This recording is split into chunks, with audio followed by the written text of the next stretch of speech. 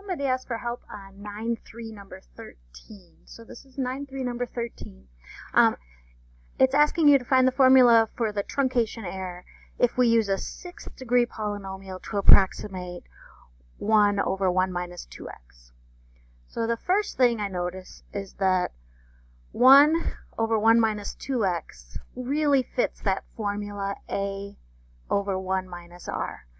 For our function, a is 1 and r is 2x. So this is a geometric series, and we're going to use the 6th degree to approximate it. So I'm going to go ahead and just write that function out a little bit. Because it's geometric, and I write I'm going to call it f of x, I'm going to write my function as 1 plus 2x plus 2x squared, because r is 2x, plus 2x cubed, etc.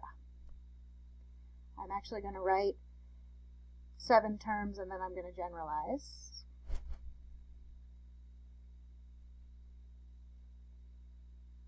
Oh, not 7 terms, but 7th degree, not 7 terms. Okay. So my function is the infinite series. My truncated polynomial is going to be a 6th degree polynomial.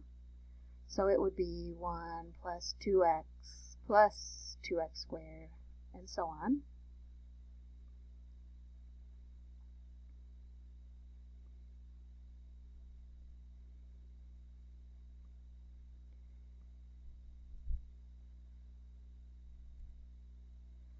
But that polynomial stops there. My error would be f of x minus p of x.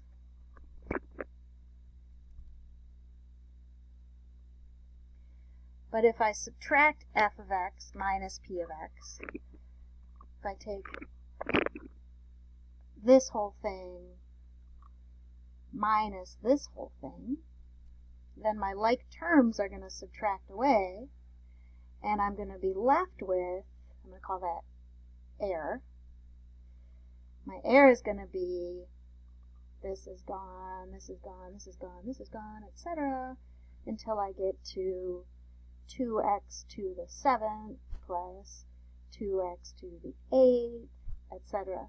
And my error is still geometric, so it's still going to fit a over 1 minus r, but my new a is going to be 2x to the 7th.